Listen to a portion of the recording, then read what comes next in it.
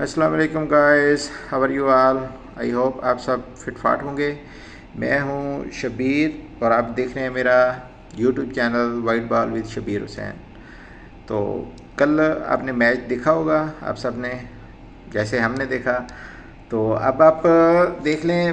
पहले मुझे ये समझ नहीं आ रही कि शादाब खान को ये क्यों कंटिन्यू खिलाए जा रहे हैं। अब उसकी परफॉर्मेंस देख लें। पिछले मैंने पूरा उसका डेटा निकाला है, पिछले बहुत सारे मैचों से उसकी ना ही कोई परफॉर्मेंस बॉलिंग में, ना ही उसकी कोई परफॉर्मेंस बैटिंग में। अब मुझे ये समझ नहीं आ रही किस बुनियाद पर उसको खिला रहे हैं।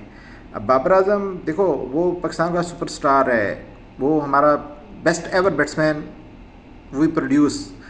लेकिन बात यह है कि वो अपनी मनमानियाँ बहुत ज़्यादा कर रहा है। अब शादाब की किसी हालत में भी टीम में जगह नहीं बनती। वो कभी उसको 5 नंबर पे भेज देते हैं, कभी 4 नंबर पे भेज देते हैं। इसको गली महल्ले की टीम नहीं है, ये पाकिस्तान की नेशनल टीम है। तो आपने बिल्कुल इस टीम का मजाक बनाया हुआ है। तो आपसे दरख्वास्त है कि ये प्लीज़, हम क्रिकेट को फॉलो करते हैं, हम क्रिकेट से प्यार करते हैं। ऐसा ना हो कि हमारी क्रिकेट टीम का हाल भी हॉकी वाला हो जाए। आप देखो, हमारे हॉकी हमारा कौमी खेल है, लेकिन किसी ज़माने में लोग देखते थे उसको, लेकिन अब कोई उसको पूछता भी नहीं है। उसकी वजह यह है कि ख़राब कारकर्दगी। तो आप कम से कम मेरिट के ऊपर खिलाएं। हार जीत खेल का हिस्सा होती है, कोई मसला नहीं। हम पाकिस्तानियों का दिल वैसे भी बहुत बड़ा है, तो इसमें हार जीत का कोई इशू नहीं है हमें। लेकिन बात यह है कि कम से कम टीम लड़ती हुई तो नज़र आए। अब वहाँ पे उनका स्पिनर आप देख लो, आदिल रशीद अच्छी खासी बैटिंग बॉलिंग कर रहा है। हमारे अभी रिजवान को देख लो, रिजवान जिस बाल पे, आदिल रशीद की जिस बाल पे रिजवान आउट हुआ है, वो बिल्कुल सीधी स्ट्रेटर बाल दी। लेकिन ये है कि हमारे जो शादाब साहब हैं, वो पता नहीं उनकी लाइन में मसला है, उनकी लेंथ में मसला है, उनकी फिटनेस में मसला है, या उनके को माइंड का मसला है। वो एक ओवर में 3-3 4-4 छक्के खा जाते हैं। तो हमने उनको अपना सुपरस्टार ऑलराउंडर बनाया हुआ है। तो सबसे पहले तो शादाब खान की टीम में जगह नहीं बनती। तो हम तो यहाँ पे एहतजाज कर सकते हैं, या यहाँ पे जो अरबाब इख्तियार हैं उनसे रिक्वेस्ट कर सकते हैं कि आप मेहरबानी करके इस सिलेक्शन कमेटी, ख़ासतौर पे जो वर्ल्ड कप की सिलेक्शन, इसको आप दोबारा देखें। अगर पॉसिबल है, अगर रूल्स इजाज़त देते हैं, तो आप शादाब को लाजमी ड्रॉप करें। उसके बाद दूसरा नंबर आता है आज़म खान का। अब वो 150 किलो का बंदा क्रिकेट कैसे खेल सकता है? मुझे ये समझ नहीं आ रही कि वो 150 किलो उसका वज़न है, वो कैसे क्रिकेट खेल सकता है? उससे हिला नहीं जा रहा है बेचारे से। ग्राउंड से बाहर जा रहा है तो ऐसे लग रहा है जैसे जो ना ज़बरदस्ती उसको जो ना कोई लेके जा रहे हैं, यानी इस तरह की उसकी हालत है। वो बेचारा क्रिकेट खेलने के काबिल नहीं है, आपने उसको क्रिकेट में लगा दिया है। मेहरबानी करें, दोस्ती यारी, इसमें भी दोस्ती यारी देख लो, वो रोटी गैंग वाला सारा इशू है इसमें। अब मोइन खान का बेटा है, मोइन खान का बेटा भी, मोइन खान की पाकिस्तान के लिए खिदमात हैं। अब ये तो नहीं है कि हम उसके पाकिस्तानी उसके बेटे को भी नवाजें, उसके पूरे ख़ानदान को नवाजें, ऐसा नहीं होता है। बात मेरिट की होती है। अब आपके पास दो ऑलरेडी विकेट कीपर हैं। आपके पास रिजवान है, आपके पास उस्मान खान है, और आपने हारिस को ड्रॉप किया इसकी वजह से, आज़म खान को लाने की वजह से। अब आज़म खान को आपने कल देख लिया, वो कैच भी नहीं पकड़ सकता है।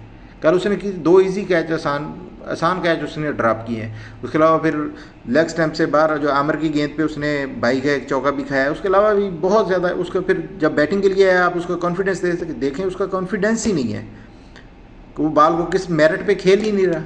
उसका बल्ला किधर है, उसका सर किधर है, उसको आप अंदाज़ा लगाएं। जब वो बैटिंग कर रहा था, ऐसे लग रहा था जैसे ज़बरदस्ती झुक रहा है, उससे झुका भी नहीं जा रहा था।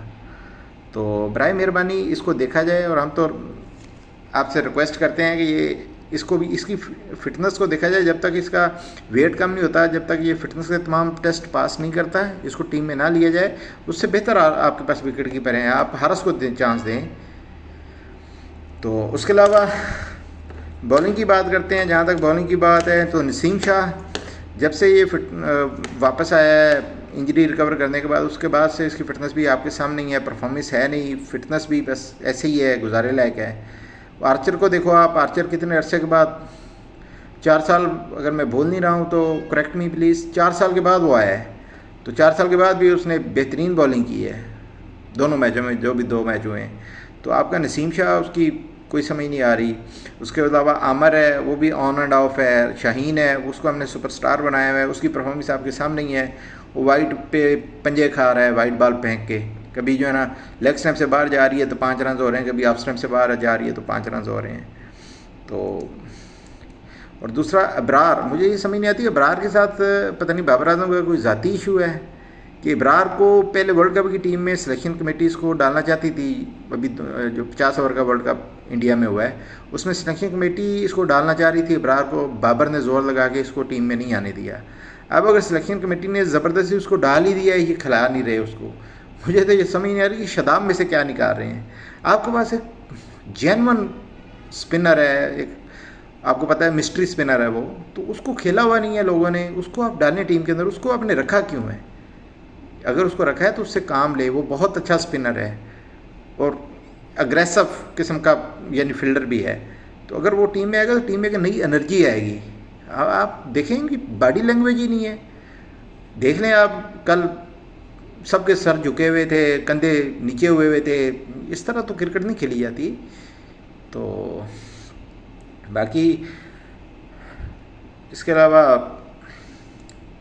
इंशाल्लाह आप देखते हैं वर्ल्ड कप में भी, तो मुझे यही टीम लग रही है।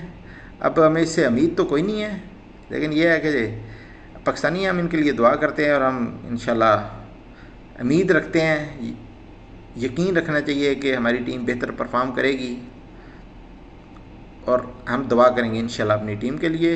लेकिन यह है कि ये 2-3 जो इशू हैं इनको सॉल्व लाजमी करना चाहिए हमारी टीम मैनेजमेंट को। ख़ास तौर पे बाबर आजम की अब मनमानियाँ इनको बर्दाश्त नहीं करनी चाहिए। ठीक है वो हमारा सुपरस्टार है, लेकिन मनमानियों की भी कोई हद होती है ना। अभी शदाब को आप मसलसल नाकस परफॉर्मेंस पे, मसलसल कोई उसकी परफॉर्मेंस नहीं है, कुछ भी नहीं है। आप पिछले 2 साल का उसका रिकॉर्ड ODI का और T20 का निकाल के देख लें, सबसे ज़्यादा पुअर जो लेग स्पिनर है पूरी दुनिया में वो आपका शदाब है। राशिद इससे बहुत बेहतर बॉलिंग की हुई है। नेपाल का वो लबुचेन जो भी जिसके ऊपर पाबंदी भी शायद लग गई है, वो उसने इतनी अच्छी बॉलिंग की हुई है। फिर जनाब आपका ये रशीद है, सूदी है, इसके अलावा जितने भी लेग स्पिनर हैं, वो उसका इंडिया का लेग स्पिनर है वो भी बड़ी अच्छी बॉलिंग कर रहा है। जितने भी लेग स्पिनर हैं सिर्फ शदाब की परफॉर्मेंस बहुत ज़्यादा बुरी है उन सब में। तो सबसे पहले शदाब को और आज़म खान को तो बिल्कुल टीम में इनकी जगह बनती नहीं है। तो इनको तो बिल्कुल, मैं तो कहता हूँ वर्ल्ड कप में अगर कोई इस तरह हो सकता है तो इनको लाजमी वर्ल्ड कप के स्क्वाड से ही बाहर निकालना चाहिए और आज़म खान की जगह पे लाना चाहिए अपना वो लड़का जो विकेट कीपर है, पेशावर जुल्मी की तरफ से भी खेलता है, मैं नाम भूल रहा हूँ सॉरी, तो उसको लाना चाहिए। तो बाकी इसकी जगह, शदाब की जगह इसका ये जो है आप हमारे पास ऑलरेडी बॉलर है, इसको खिलाएं अबरार को। इब्रार देखें, अबरार एक मिस्ट्री स्पिनर है जिसको खेला हुआ बहुत कम, इंग्लैंड ने शायद एक सीरीज़ में उसको खेला हुआ है, लेकिन वाइट बॉल और रेड बॉल में बहुत बड़ा फ़र्क होता है। तो आप उसको, अभी मुझे तो ये भी समझ नहीं आ रही कि अभी न्यूयॉर्क में इंडिया के साथ हमारा T20 का मैच है वर्ल्ड कप का, उसमें ये लोग क्या करेंगे। मुझे तो कोई हैरानी नहीं होगी कि अगर ये वहाँ पे भी शदाब को खिला दें। अगर वहाँ पे ये शदाब को खिलाया तो ये बहुत बड़ा ब्लंडर होगा पाकिस्तान के, क्योंकि शदाब को तो ये फेंटा लगाएंगे ठीक ठाक इंडिया वाले। आप इंडिया के खिलाफ इसकी कारकर्दगी देख लेना, जितने में 4-5 मैच खेले हुए उन्होंने ठीक ठाक फेंटा लगाया है इसको। तो शदाब से बेहतर अबरार है। अबरार, और वैसे भी आपको पता है कि शर्मा, कोहली, ये सारे स्पिनर के ऊपर शुरू में फंसते हैं। अगर इनको यानी कि अगर पहले दूसरे या तीसरे ओवर में अबरार को लाया जाए, शुरू में ये फंसते हैं, जब सेट हो जाए फिर तो ये वर्ल्ड क्लास बैट्समैन है, किसी भी बॉलिंग लाइन को ये तहस नहस कर देते हैं। लेकिन जब शुरू में ये फंसते हैं, एक जो है ना लेफ्ट आर्म फास्ट बॉलर, इनसे फंसते हैं, और दूसरा लेग स्पिनर हो या मिस्ट्री स्पिनर हो, इससे फंसते हैं। तो आपका क्वालिटी एक बॉलर है, क्वालिटी बॉलर है वो, तो आप उसको खिलाएं। तो बाकी है कि इंशाल्लाह हमारी दुआएं पाकिस्तान की टीम के साथ हैं। आफ्टरऑल हम सब पाकिस्तानी हैं, हम मुसलमान हैं, हम इनकी सपोर्ट करते हैं।